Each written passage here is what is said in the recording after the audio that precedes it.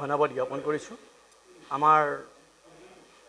আমি অতি দুখেৰে ক'ব বিচাৰিছোঁ যে আমাৰ গাঁও প্ৰধানসকল বৰ সংকটজনক অৱস্থা। তাৰ মাজতে আমাৰ নিজৰ ছাত্ৰ ছাত্ৰীসকলক বা ল'ৰা ছোৱালীসকলক বহুত দুখ কষ্টৰে পঢ়াবলগীয়া হৈছে। মই চৰকাৰৰ পক্ষক অৱগত কৰিব বিচাৰিছোঁ যে আমাক অন্ততঃ তেখেতসকলে অকণমান নিশ্চয় সহায় কৰিবলৈ আগবঢ়াইছোঁ।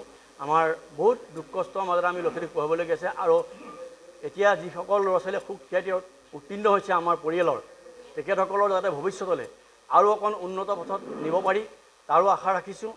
লগতে সদুভাগত আমাৰ গাঁও প্ৰধানসকলৰ যি দুখ কষ্টৰে আজি এই অনুষ্ঠানটো আগবঢ়াবলৈ আহিছোঁ হওক। আমাৰ আজি প্ৰথম কথা হ'ল আমাৰ গাঁও প্ৰধানৰ মাজৰ যিসকল মেট্ৰিক আৰু হায়াৰ ছেকেণ্ডেৰী পৰীক্ষাত উত্তীৰ্ণ হৈছে তেখেতসকলক আমি এটা সম্বৰ্ধনা জনাবৰ কাৰণে আমি আজি এই অনুষ্ঠানটো আয়োজন কৰিছোঁ হওক।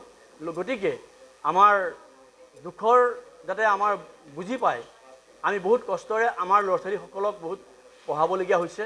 আমি আজি এই মেট্ৰিক বা হায়াৰ ছেকেণ্ডেৰী পৰীক্ষাটোত যেনেধৰণে উত্তীৰ্ণ হৈছে যাতে আমাক চৰকাৰৰ ফালৰ পৰা অকণমান সহায় কৰে, আমি যাতে আমাৰ ল'ৰা ছোৱালীসকলক আৰু অকণ উন্নত পথত আগুৱাই নিব পাৰোঁ সেই কামনাৰে মই ৰাখিছোঁ।